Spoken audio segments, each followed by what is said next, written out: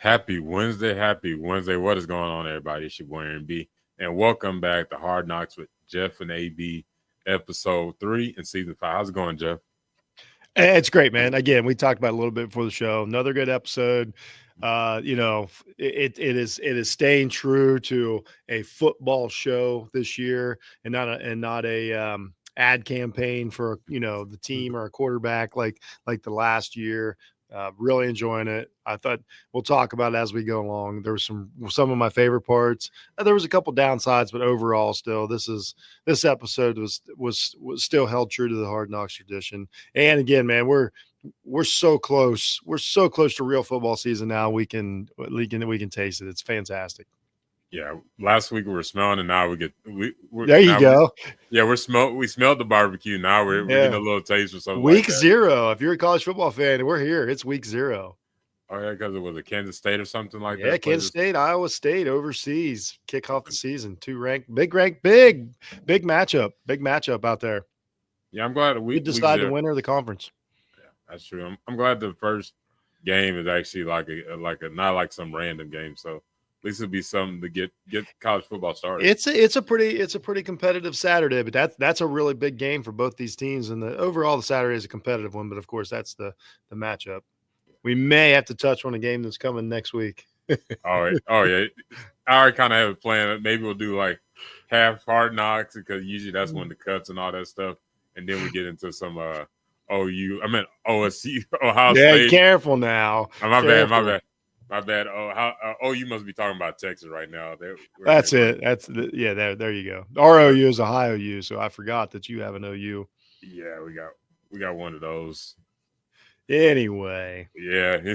So on this episode, I put in parentheses mentality because that was like the main thing about the show. Because in the beginning, you had Sean McDermott giving a speech, and I've been liking his speeches so far. It's not one of those rah type of speech. He does straightforward, just telling what they expect from this team. And like one of the main things I like what he was saying that yes, last year we were really good, but everybody started from ground zero.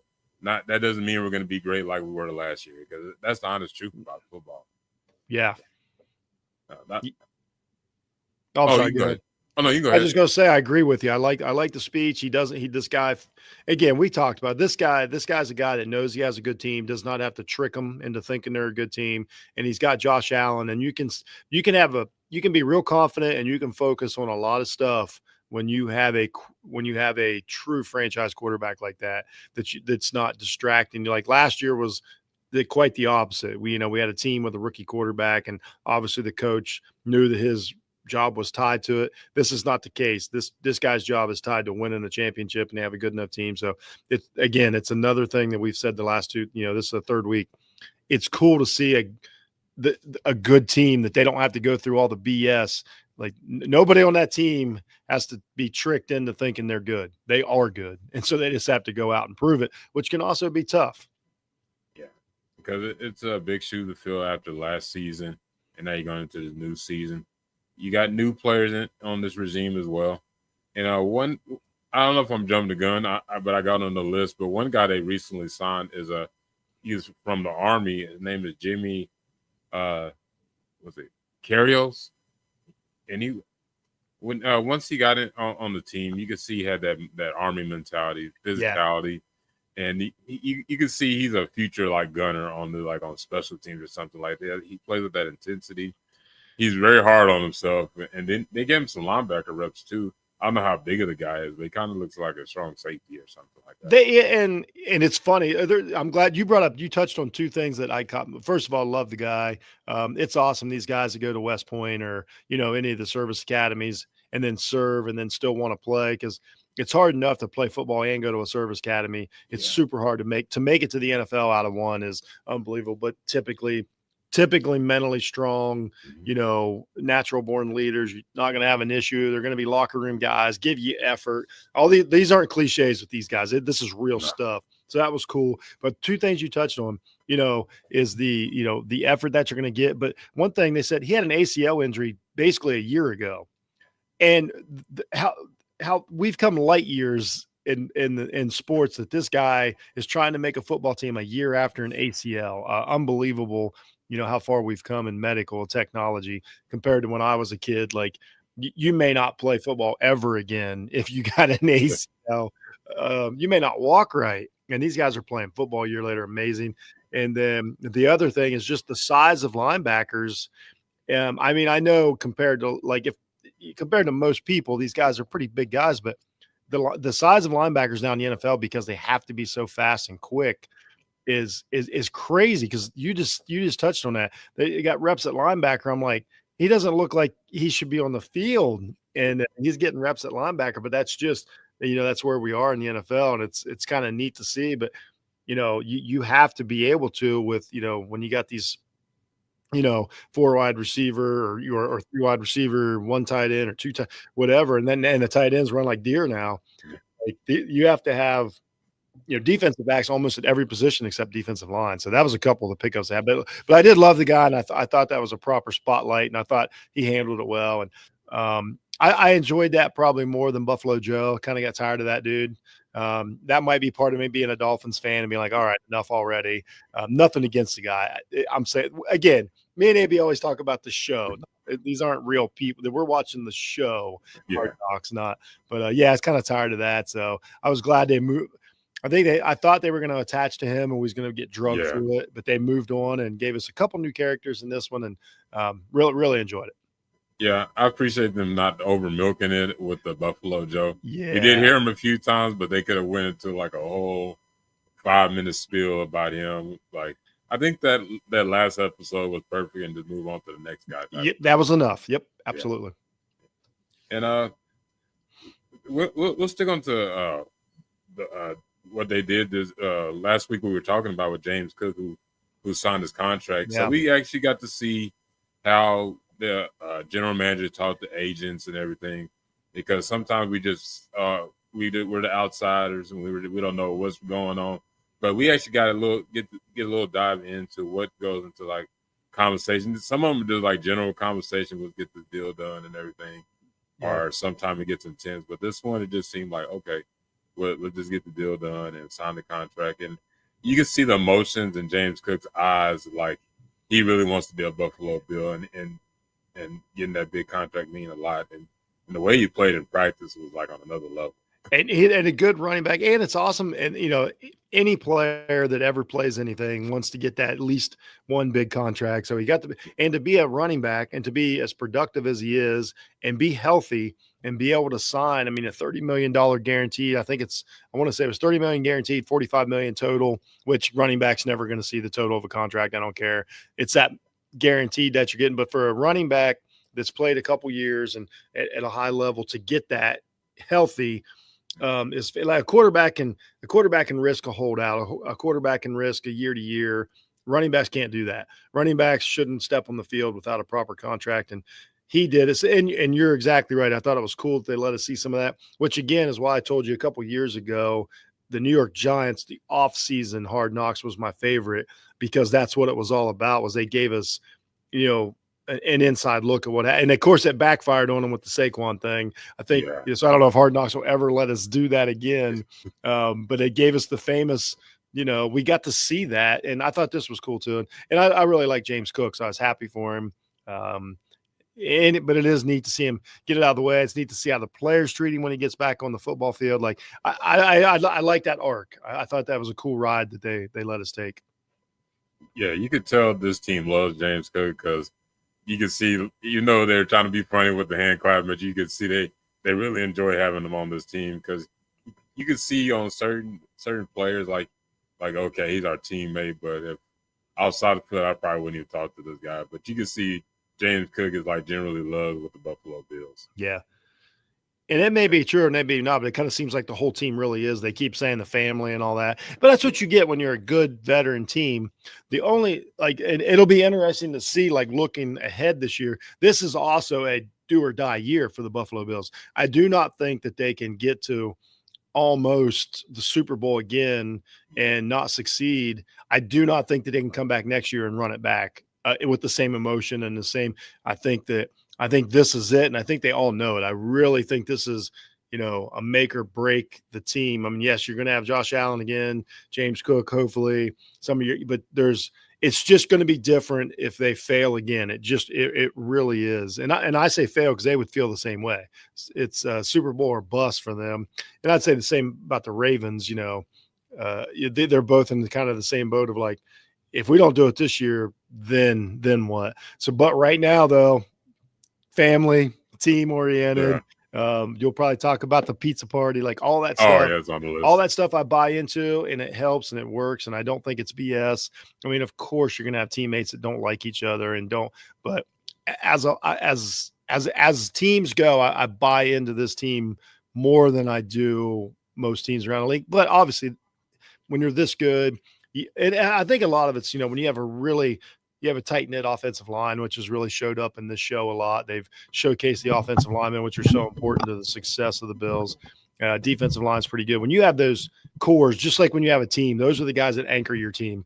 The guys that run 90 mile an hour outside of you, they're always going to be nuts. They're always going to be wild cards, all these things. If your offensive line anchors you on and off the field, it will show up. And obviously it does with these Bills. And again, they just love their quarterback. I mean, you can just tell that they're like, we got our guy and we love our guy. And that's hard to do.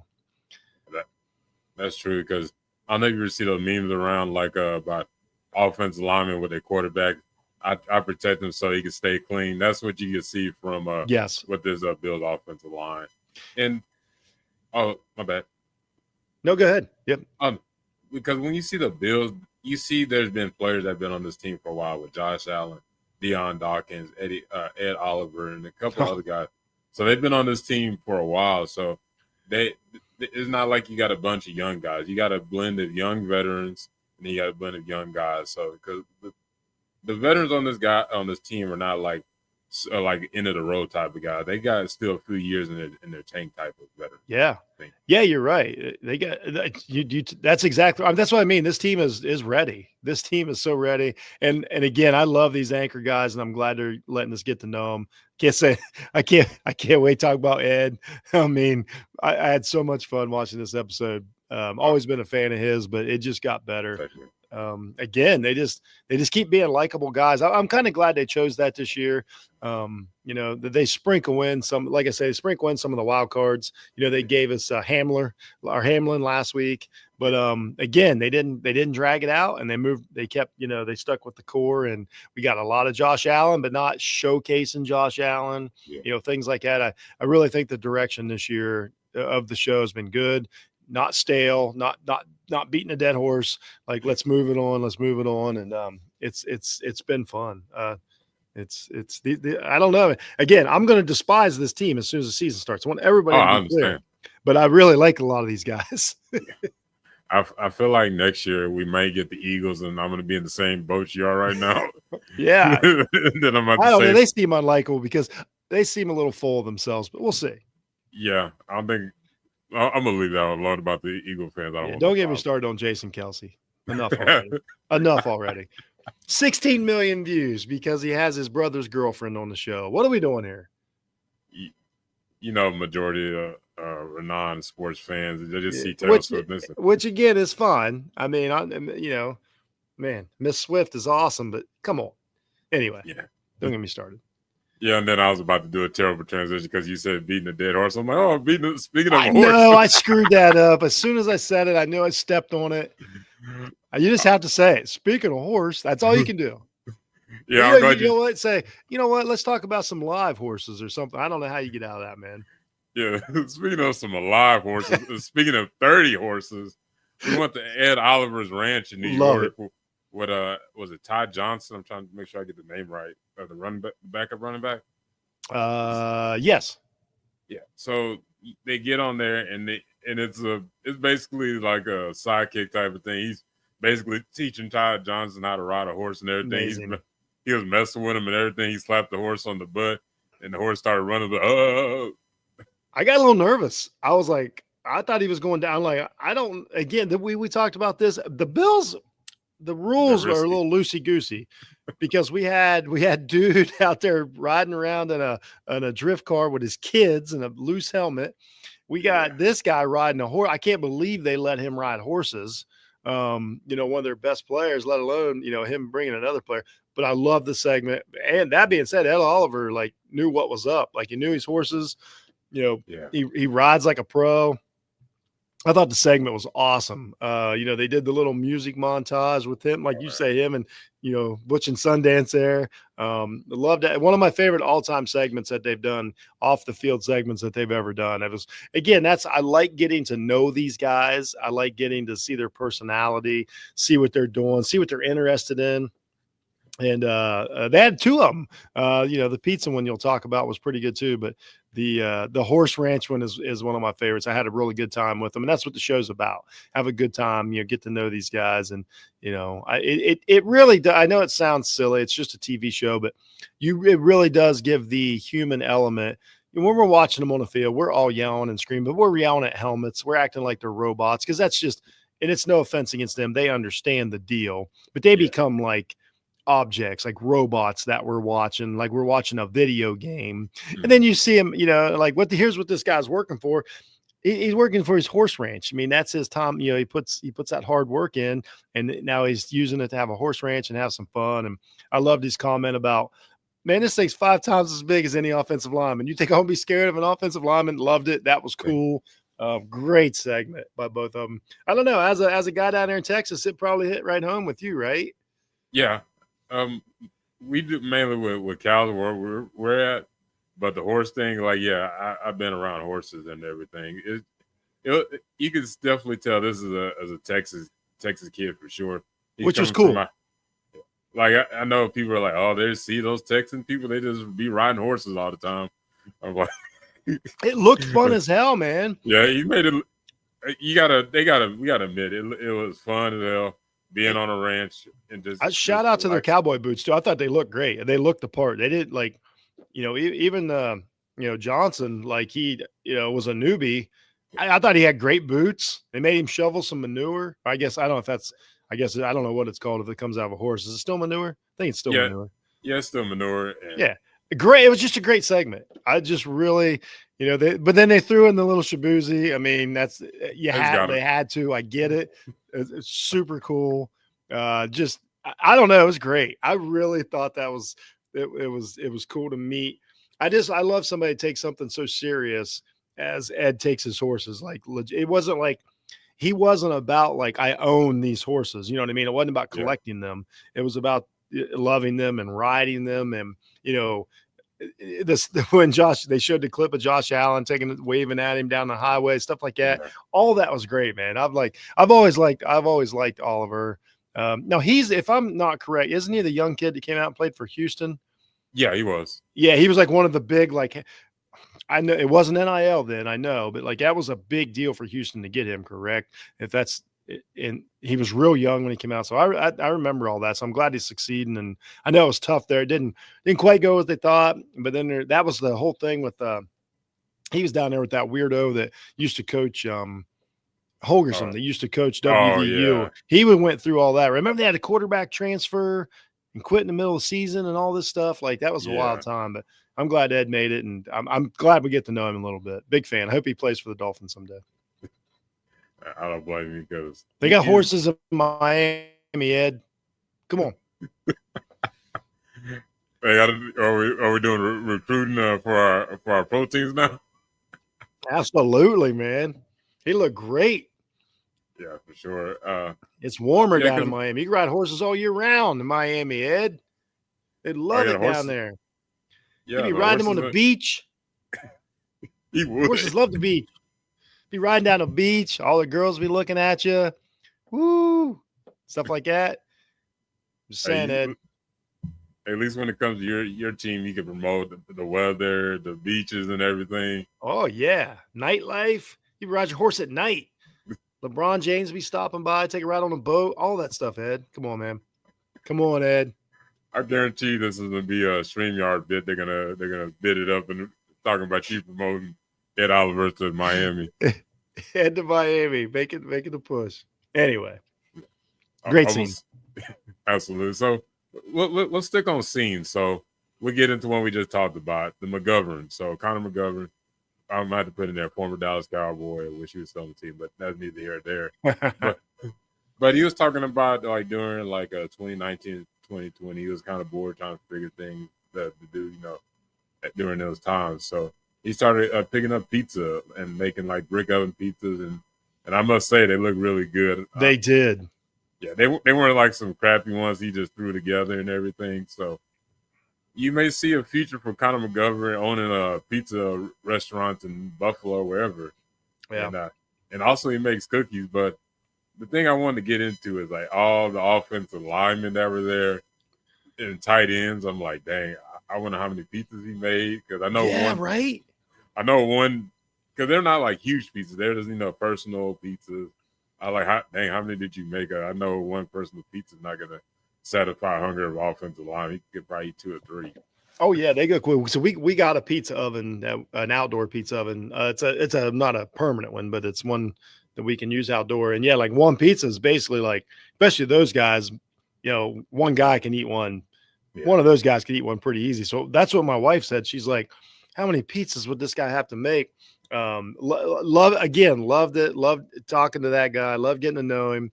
Loved the story. Loved all the guys coming. One of my favorite shots was when they show all the shoes laying there.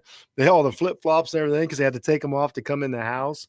They haven't showed a lot of the families in these shows, which I'm not going to complain against, because anybody that's watched us know that I get a little tired of like the family stuff. Nothing against their families, but like, again, it's kind of none of our business. Like I don't take much.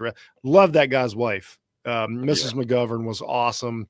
I like how she, I don't know. She just had a great attitude, and, told some anecdotes, but it didn't become like, she wasn't trying to be like a star of the show. She was just being her. And I thought she was really cool and came off really well. So I like it. We got to meet some of the family. So that was neat. You got to, you got to really, again, you just got to feel it. Like that felt real. Like, camaraderie and friendship and all these things. Like, I'm like, holy cow, there's coaches there. Like, man, it's maybe, again, this team, like, I don't know. They might be the real deal.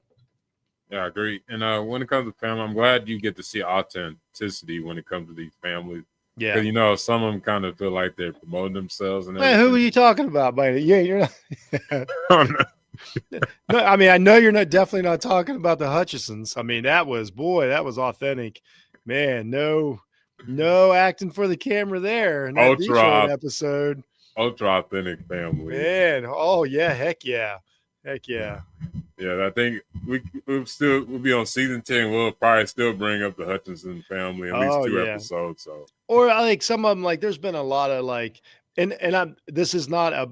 Like it sounds like it's a slam against women, but it's not. They just happen to be the wives and girlfriends. It's typically women. But like there's been a lot of seasons to where like the woman, like, I don't know, they're trying to just act like they're like spontaneously like hanging around the house watching film, and I'm like, well, why is she done up like she's going to the Oscars tonight? Some of that feels, I'm not saying I promise you that there are women and men who get up in the morning and get ready and are ready, even if they're at home all day. I'm not saying, but like sometimes you're like, I'm not saying you want to look bad for the camera. Nobody does, but sometimes it feels like it felt like a bit much, but this wasn't a case to where, like neither one of the McGoverns were trying to make a point. They looked like they was just chilling at home, in their relaxed clothes. And again, it felt authentic, and I enjoyed it. Yeah, you're gonna definitely get that from offensive line family. That's the most authentic. That's a hit. I'm telling you, that's an anchor. Like it's that's a real thing about offensive linemen. It's not that they have to be like the quote unquote like big slob or whatever, like the 80s, Washington teams or whatever.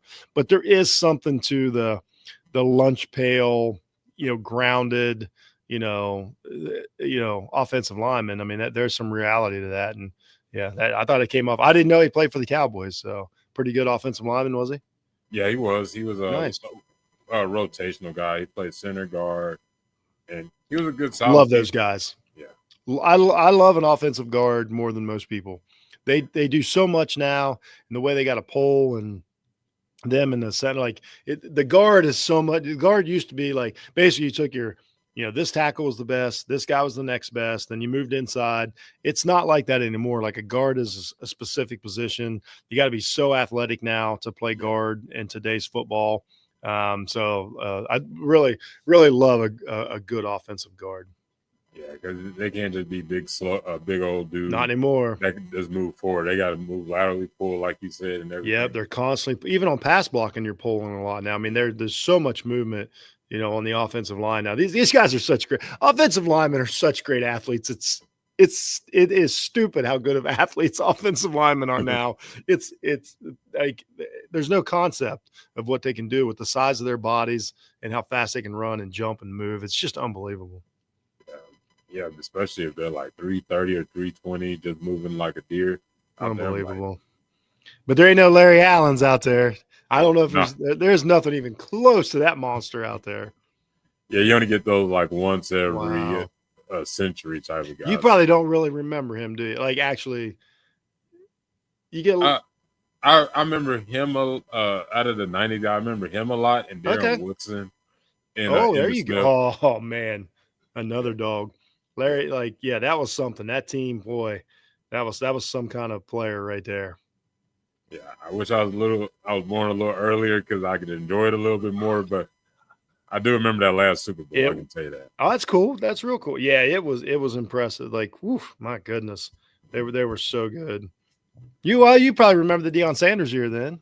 Oh yeah, I remember that. Yeah, you remember some of that. Man, Mike Irvin at his best. You probably don't remember Harper.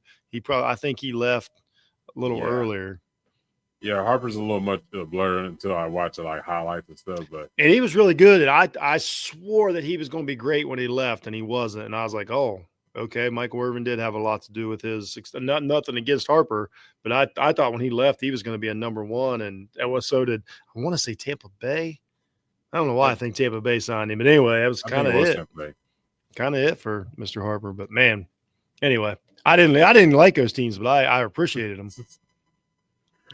I know that when it comes to a lot of non-Cowboy fans, they appreciate those '90s teams, but they're like, I didn't like y'all. But here's the thing, though: who they play in 2 Super Bowls? The Bills, and I hated the Bills, so I was fine with the Cowboys beating the Bills. Just so we're clear, like I know we're doing a show about the Bills. I'm telling you how much I love them. I can't stand them.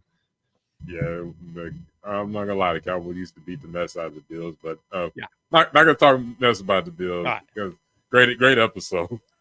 Yeah. Still love the guys. Just hope they don't win. Yeah, whatever. So we can get into our favorite part is the football, and that's the joint practice. Great.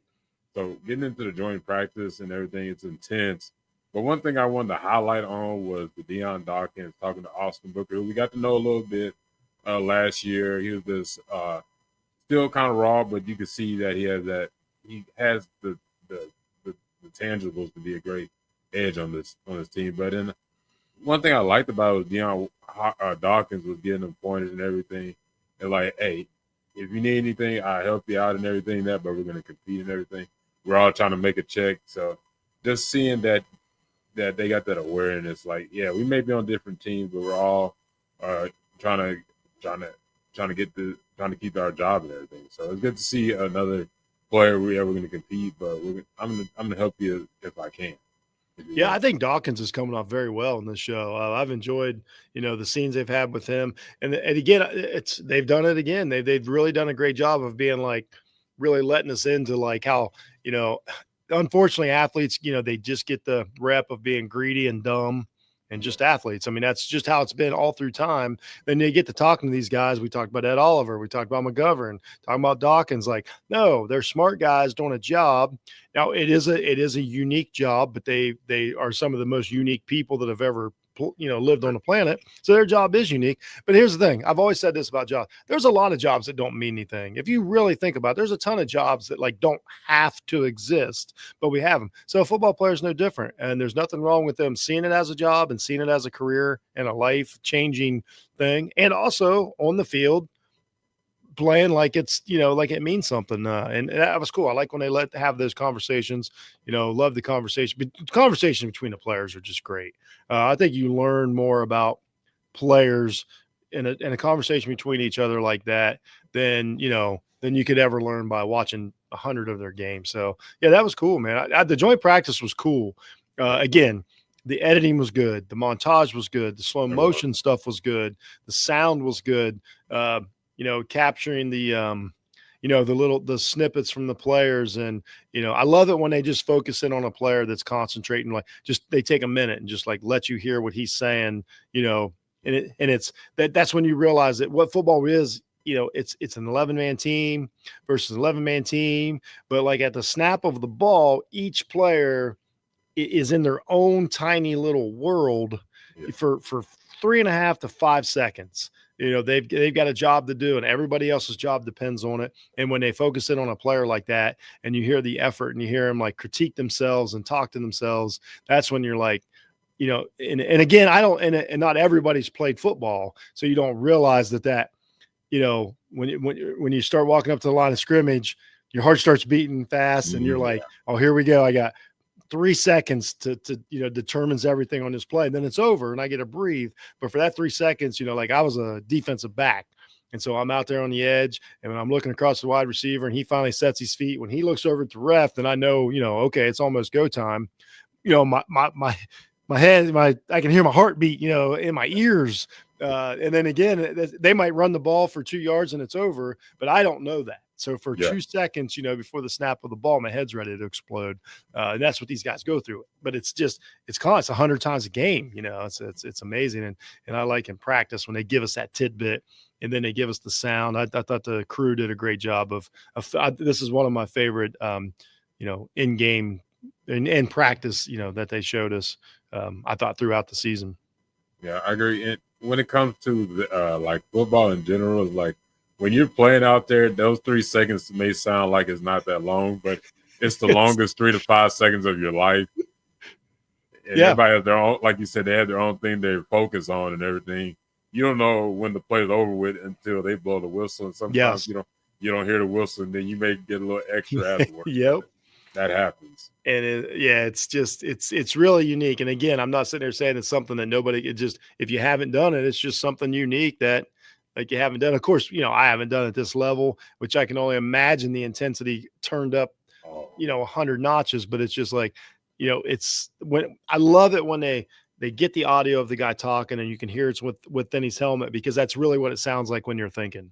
It's kind of, you know what I mean? You got that thing on your ears, especially like when I played, our helmets, holy cow, about crushed your skull. What they were made out. They were nothing like, what people wear now, which is awesome. That's not a negative.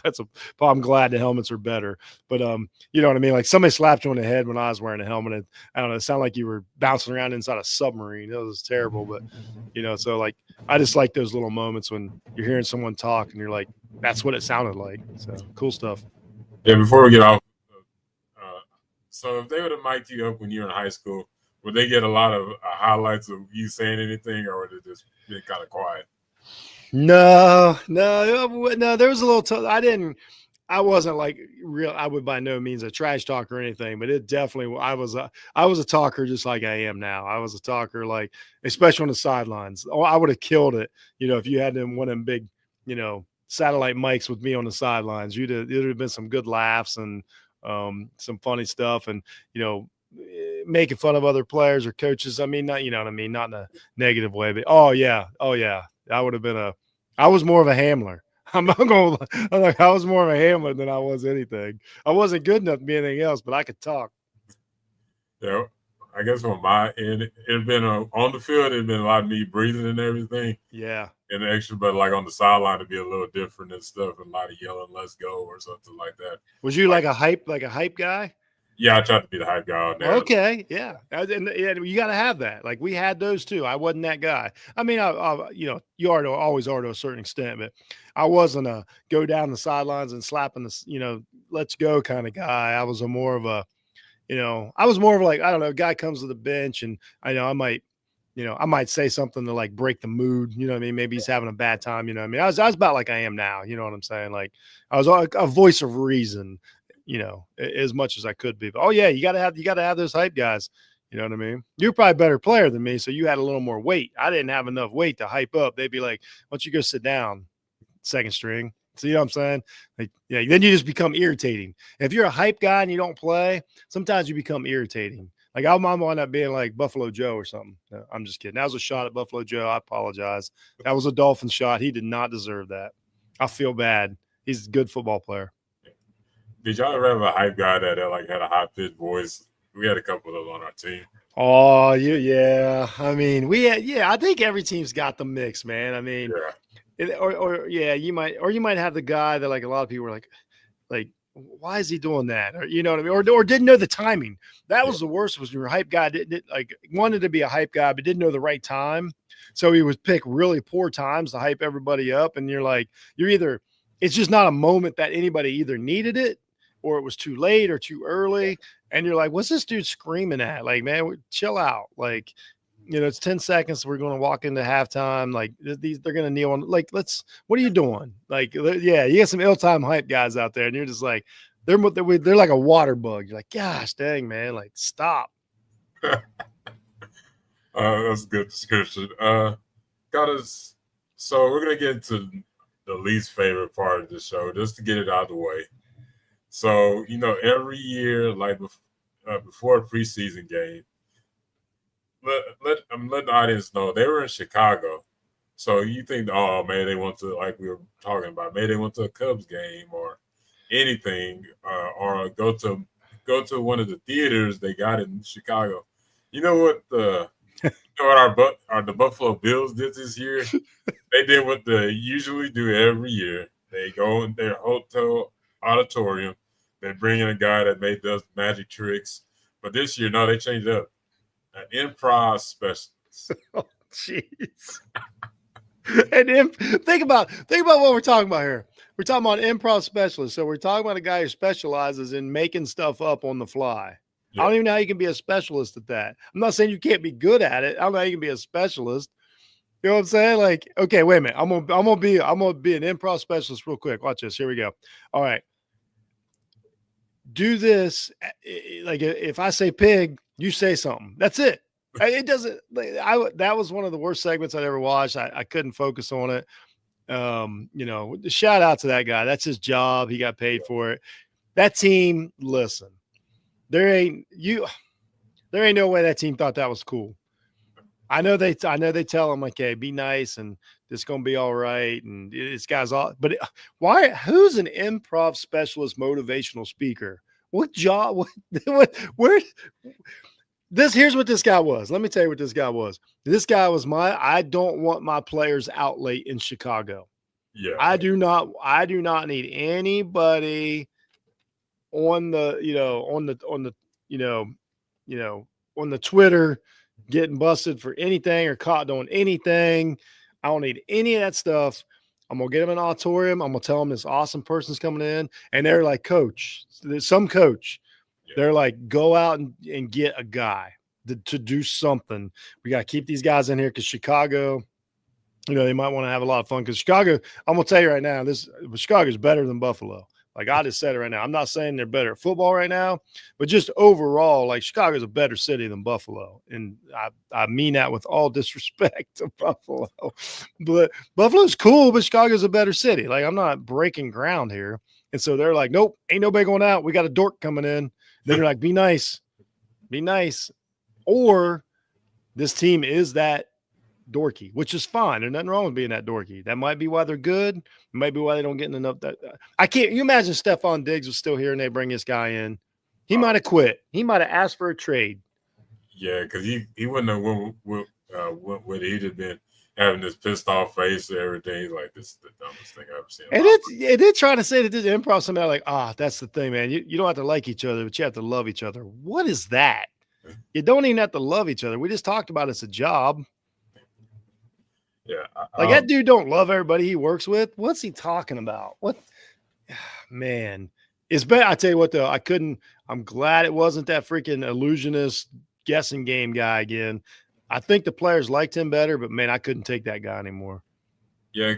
Was he like on like through all the seasons he was on it. I think he was on at least I think he was on 3 of them. And then he got the job. He's on like, they'll have him come on like, whatever, ESPN, NFL or whatever. And I just can't, like, Well, I talked about it before the show. Like, and again, this is also part of the scene too. Okay, let's say they had a great time. Let's say that guy's awesome. Whatever. Why would we care? Like, it'd be like if they went to a movie, would they just film us watching people watching a movie? Like, we didn't get like I thought they kind of wasted 5 minutes of our time. They could have showed something. But again, man, they could have went the Cubs, White Sox. They could have went to. They could have, you know what? They should have all went and saw the Michael. Here's what they should have done. They should have took a field trip to the United Center and all went to the Michael Jordan statue. And the coach would be like, tell some corny ass speech about this, what you want to be. Everybody touch Michael. You know what I mean? Something dumb like that. But at least that would have been cool. You know what I mean? Or they'd always, something like you're in Michael Jordan's town and you got to film a segment and you went and got a dork. Yep. That's all I'm saying. So there's Buffalo for you in a nutshell. That's why you ain't gonna win the championship. I know I'm just kidding, Buffalo. You might win the championship. I know Dolphins ain't. But yeah, between our teams, Buffalo has the highest chance of going to the Super Bowl. Nah, that's a fair point. I apologize, Buffalo. Yep. You do a legit shot of winning the championship. Yeah, I was about to throw a little shade on Philly because you're talking about touching statues. Could you imagine teams going to Philadelphia to touch Rocky? Yeah, you know what I'm saying? Like, absolutely, they could have done that. It would have been dorky. If they needed a dorky segment, let's do that. Let's go out and touch Michael Jordan's statue, and then everybody be like, man, I mean, everybody. That would have been better. Michael Jordan statue would have been more entertaining than the dude that they had on the show. That's what I'm saying. Michael Jordan statue is a better entertainer than that dude. That's true. Because I feel like there wasn't like no hotshot comedian that just did a bit that's like free or something. Yeah, there you go. Hey, Second City is right there. One of the great comedy clubs in all of America. Just go get a dude. Or a woman. I'm sorry. I apologize. Go get a person, a comedian, just to come in and make them laugh, tell some jokes. Yeah, just to relax. Yeah, but yeah, just come in and make fun of just have them come in and make fun of Tom Brady. Have a comedian come in and make fun of Tom Brady for 10 minutes, and that team would have been falling out, and they would have all been there and not out getting in trouble. Yeah, I definitely agree. Before we get off the bit, I think maybe when it comes to getting these improv guys and the magician, maybe it's like a little promotion. Like they think us as the audience is gonna eventually type up and try to figure, oh, maybe I should bring this guy to the work party or to some bar mitzvah or whatever. And again, it worked for that weird, that illusion or the card guessing guy. But man, this guy, I don't know. Yeah. I don't know. So here's what this guy's got to do for a living. He goes into these businesses and you're stuck. Like you're stuck with your company. It's some team building exercise, but you're all stuck there. And you got to get up with a bunch of people that you really, I'm not saying you don't like, but like you wouldn't be hanging out if you weren't at work. And then you got to do this improv thing. And then this guy is going to give your company, your mortgage company, a motivational speech. That's what this guy does for a living. And then they called him in for a football team. What are we doing? I know he got paid good. All jokes aside, that man probably got paid pretty well. That's fair. That's fair. Hey, I feel bad. I think I went in too hard on that guy, but man, what are we doing? I guess it's because we're tired of seeing the same old thing, and they had the nerve and the gall to say, "Oh, yeah, we only get so many shows, and they took 5 minutes from me." That's how I feel. I guess sometimes we feel like we got robbed 5 minutes. That could have been something else. Yeah. Get back. But we'll get into the preseason game. I think we didn't beat up the improv guy. I don't even know his name. That's the bad part. I totally disrespect him. I feel bad. But he's fine. It was all improv. Yeah. Wah. Yeah, we're just improv right now. Yeah, we're just improv. Yeah, we had no idea what we were going to say. We're just we're just regulars on talking on mics. That's all we're doing, Mr. Improv Guy. Yep. We didn't even know we were doing a show until 2 seconds before the show. We're just spitballing. Improv. Man, that got worse. I feel worse now than I did after I apologize. Anyway, we'll move on to preseason. Yeah, speaking of not showing up. Oh, that was a rough game. it was intense, but it was rough for if you were a Bills fan or just in football in general. It's just that was a beat down. You would think this is the Bears Super Bowl right now, like it was last year. Exact. I'm glad that's the same thing I said. I'm like, same as last year. But one thing that came positive for the Bears, the backup quarterback just got a big contract today. So I guess that's our guy, man. Yeah, Tyler Badgett. Yeah, that's our guy from last year. I predicted that he was going to start more games than Caleb Williams, and I was wrong. But I was not wrong about him being good, and he just got a 2-year, $10 million or something like that. Yeah, not 10. Yeah, it was like 2 years, like 14 million, but like 10 million guaranteed. But yeah. That's fantastic, man. I love the kid. I thought he played really good last year, and that was real. I just actually was reading the story about it when it came down. So I was right about that last year. I was definitely right. I was right about a bunch of stuff. I was right about their coach being terrible last year, and I was right about Badgett being good. Yeah, could you imagine all those draft picks and everything, and their QB1 has been there for these past few years, and it's Tyler Badgett, and they didn't have to draft Caleb Williams. But who do I know? I read that his first contract or his first I guess contract that he signed was $45,000, and now he's now he got a $10 million guarantee. That's freaking awesome, man. And kids earned it. He's looked good in the preseason too, by the way. He's going to wind up on another team. I don't maybe not this year, but he's going to wind up getting a sort of a shot somehow. Like, you know what, Cleveland. He's going to be in Cleveland. Because they're going to start next season with 8 quarterbacks. Tyler Badgett to Cleveland next year. Calling my shot. Yeah, I don't know how many quarterbacks the Cleveland Browns have, but I believe 7 on the roster. And I'm not even making that up. I wish it was funnier. That was not even improv. I believe it's 7. Yeah, and have you seen this? I know we're going off topic, but that's just our show. But you ever see they were showing like stats of like what they were doing in practice and everything, like Billion Gabriel, Shedeur Sanders, Joe Flacco. And you forget Deshaun Watson's on the team, and then there's like 3 other guys. Yeah, it's crazy. Yeah, they brought in Snoop Hundley. Oh, I forgot they did. Yeah, I believe it's 7. And some of them are hurt, some of them are not. Yeah, and they're a mess there. So Tyler Badgett is Tyler Badgett would be the best quarterback on that team this year. I just don't want to wish that ill will on Tyler Badgett. I like the guy. Oh, no, you know what? I like him too, man. Dad be out there arm wrestling for everybody. Tyler be hyping him up. I bet Tyler's a hype man. I bet he's a good. He's got a good job though because he got a good starting quarterback. So he's gonna get paid more by not playing. Like if he doesn't play behind Williams for a couple years, his next contract's gonna be bigger. You know how it goes. Yeah. Man, he's in that zone.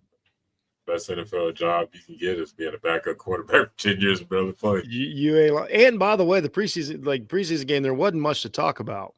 It was just the Bills getting rocked. They really didn't. I don't know if anybody came out of it that we feel like. Probably the best part was when they were showing the conversations on the sideline, and dudes like they are so happy the starters aren't playing. I thought that was such a low-key slap in the face of the Chicago Bears. And I agree that I love that they put that out there. He's like, man, they're so glad we're not playing. And I'm like, oh, you ain't lying. Yeah, the score would probably be in reverse if it was actually be honest. Yeah. I don't know if they play this year or not. Again, they better not. Who did the Bears put it on last year that was making fun of them? And we said it. Was it the Giants? I feel like they played. I can't remember. No, I think it was a good team. And they beat them up, and we're like, maybe it's the Ravens. Oh, it was the Ravens because the Ravens used to have a great record. Yeah, and I was like, so this is another one. Bears better hope they don't play the Bills, and I haven't looked at their schedule, but. Yeah. But the only highlight I seen from the Bills I wrote down, but he did fumble the ball. That was Frank Gore Jr. I like Frank. Yeah, he's been showing out. You can see he got a little of his dad's game. Looks like him too, man. That's crazy. Same size and everything in the face. It's like they're twins, basically. Yeah. Yeah, it is really weird.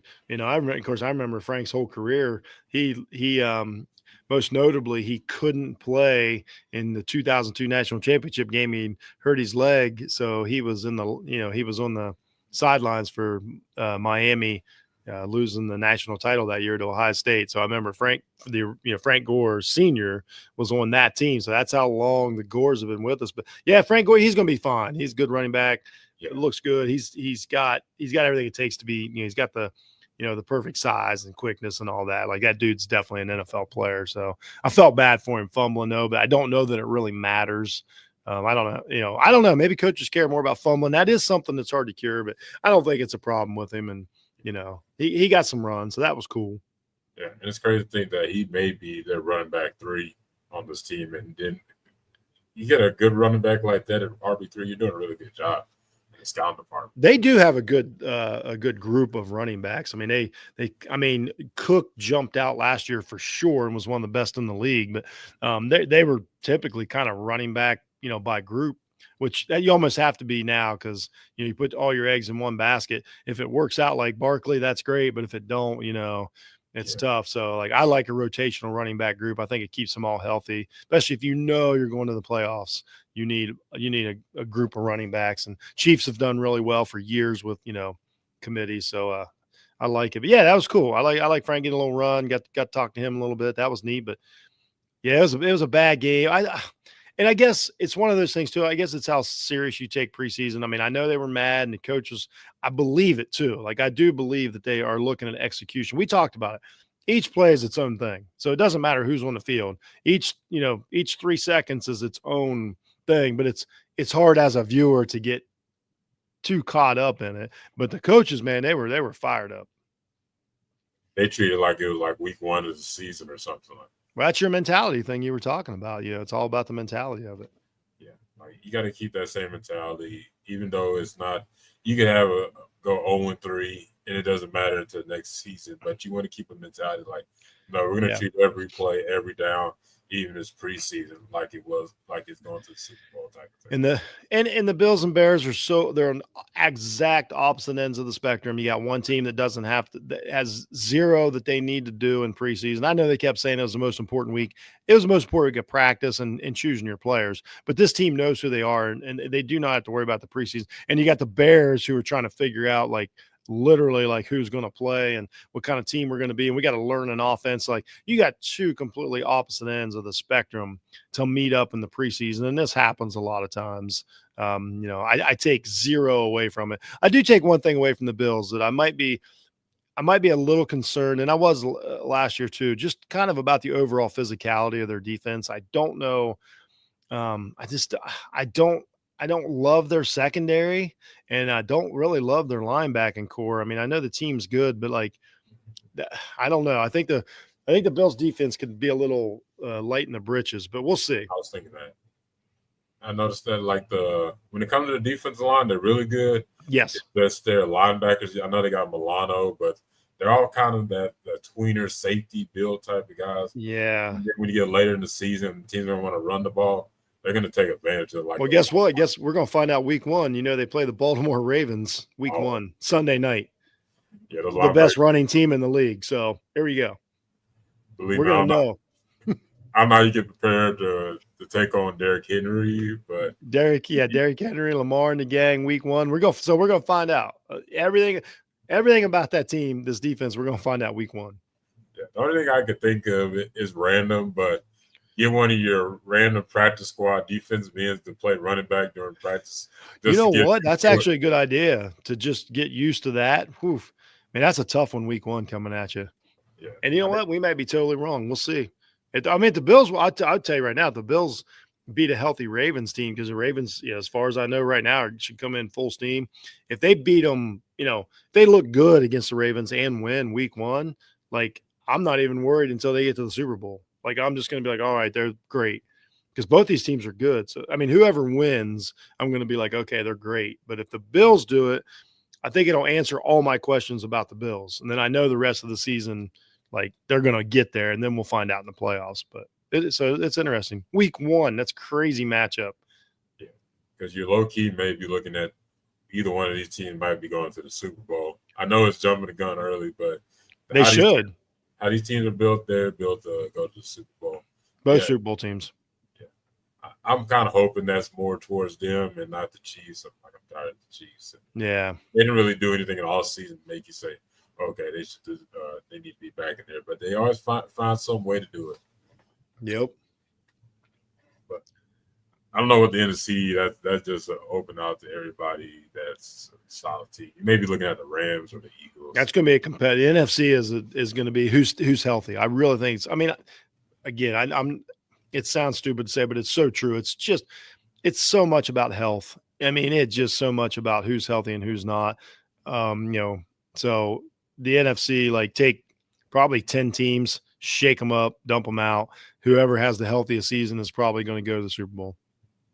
I agree. It's kind of like one of those early 2000 when in the NBA, they in the Western Conference, they always had like you said, like 10 teams. You figure out which one going to be in the championship. Usually was the Lakers, Spurs, and then in the later. Yeah, Portland made a run, Sacramento made a run. Like, yeah, exactly. And I could see, and it's going to be, obviously, Dallas is going to have a good team. We never know what they're going to do. I think it's going to be better. I think hopefully the coaching problems got we'll see. If I blamed a lot on McCarthy, so they got a really talented team. They're going to be good. The 49ers, if they're really healthy, could be good again. We already know like the Eagles are going to be good, and we know that the Vikings, defense too. The Vikings have a good everything. We have zero clue if their quarterback's any good. We have zero clue if the Vikings quarterback can play NFL quarterback, and everybody's counting them in. So, but if he can, they're going to be good. So the Bears could be competitive. Detroit's going to be good. Packers are going to be good. I mean, right there, we named 6-7 contenders right off the bat. Yeah, that whole NFC. Tampa Bay is going to win that division, probably walking away. Yeah, I think Tampa Bay got that division in the bag for a while. They're in good position this year. They could take the 1 or 2 seed in the NFC just on schedule. They're really set up to succeed. They're a style team because when you think about it, the Panthers are going to be better than they were last year. The Saints, they're fighting. Yeah, I'm trying to. I'm not saying they're going to be a playoff team. They'll be better than they were last year. Yeah, the Saints are probably fighting to win the first overall pick. That's the Saints are playing for Arch Manning. There's no reason, like, if anybody, like, don't bet this, but if I was betting it, whatever the under is on the Saints wins, I would take, because I think they're going for Arch Manning. Yeah, it would make so much sense, and that'd be a great storyline.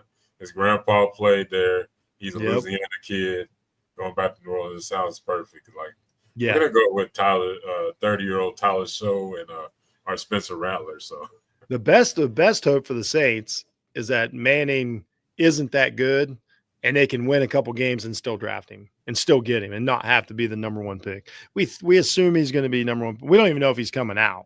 I'd say if he beats Ohio State week 1 and has a great season, he's coming out. And then I'd say the Saints. The Saints won't win a game this season if Manning's good. That's my prediction. Yeah, they may try to squeeze 1 game so they won't be the 2008 Detroit Lions? Yeah, or the Browns did it once too. Or yes, you put one of them backups in that don't care, and they go out there and win you some games. That happened to New England. They put Milton in, and Milton had the best game of his career and cost New England the number 1 pick 2 years ago or last year. I think it was last year. Oh, yeah, it was last year. Yeah, just by winning the game. So we'll see. That's just a prediction. Don't actually go bet it. I'm just saying I like the bet. Don't be calling me if the Saints win 8 games this year and Arch Manning don't even come out. That is a possible scenario and everything. So you get a little NFL preview from us, and then we rose to the improv specialist. I don't know what else. That was all improv. That's what we do here. Yeah, there's no notes on when we were talking about NFL. We might start talking 1990. We might start talking 90s baseball any minute. You never know, because we've been inspired by the improvist. Yeah, we may name random MLB players or NBA players. That's just how this show goes. But we appreciate everybody that comes through and listen to us. Even if not doing it live, we appreciate anyone you just watch it like 2 days from now or maybe tomorrow. But I know everybody has busy lives, but I appreciate Jeff being on the show. We've been doing this for 5 seasons. Can't you believe it? It's wonderful, man. I love it. it actually makes me enjoy the show more, thinking about what I'm going to talk about. And then I have somebody, because here's the thing. I usually watch it by myself, but if I'm sitting watching with my wife and I'm overreacting, I would say half of this stuff and she would be like, what are you talking about? Like this guy, like she would be like, I would just be going off on a mentalist and she'd be like, okay. Cause but now we discuss some of the, some of the important stuff and all that, but like some of the ridiculous stuff, she's like, I don't care, Jeff. But shout out to Hard Knocks, but they do put things in for your wives or your girlfriend that they like in there as well. They don't make it all for just us. They give them. They don't make it all for us dorks. Like they give them like 10%. Yeah, that's true. That's true. And that's what the show's about. That's what the show's about. Yeah, absolutely. But I know episode 4, we're going to be talking about the Texas Longhorns versus Ohio State. Yes. Week 1. So we're going to split it in half because usually in episode 4, that's when they do the cuts. Maybe they'll show like the raw emotions like they did. Did they do it last year? I know they do it with the Jets. Like with the cuts? Yeah, they did do some of the cuts. They did more last year than they did, or was that last year? Yeah, because we were talking about the general manager because I was saying that Ryan Poole kind of reminded me of Tim Duncan a little bit. Oh, yeah, that's right. Yeah, they did. We had the big office and yes, absolutely. One of the years they didn't do very many. That was the Jets. Yeah, okay, yeah. Yeah, the Jets season was, it was all right. Aaron Rodgers stuff got old, but whatever. Yeah, that was because he's old. I like Josh Allen so much more than Aaron Rodgers. Yeah, he's been the most likable quarterback we had in a while in our. Yeah, you're right. Yeah, golf was. Yeah, you're right. You didn't get too much golf, but there wasn't a lot of golf. Yeah, except for Badgett. Badgett was. I'm telling you, Badgett was our dude. Yeah, you love Badgett. You love his dad. It's like you could watch They should have a series after the all season. They might. I'm telling you, man. I really hope that kid succeeds. Mainly because I want to be right. I don't even. It's not about him. It's about me. I want to be right that he's a good quarterback and that he might be better than Caleb Williams. I'm sticking with it. I honestly want him to be the starting quarterback for the Bears. Maybe it's the bias of him going to a small school. He's a D2 guy. I was a D3. Yeah, D2 West Virginia, which is, that's near and dear to that's where I live. I mean, essentially, I live in 45 minutes. Like his school would probably play schools, near me. Like that's how close I lived down there. So that's really cool. Yeah, I forget Ohio State has the state of Ohio has a lot of Division III schools. Oh yeah, once you get like Division I, there's half the MAC. It seems like. We have like 6. We have like 6. We only have like 1.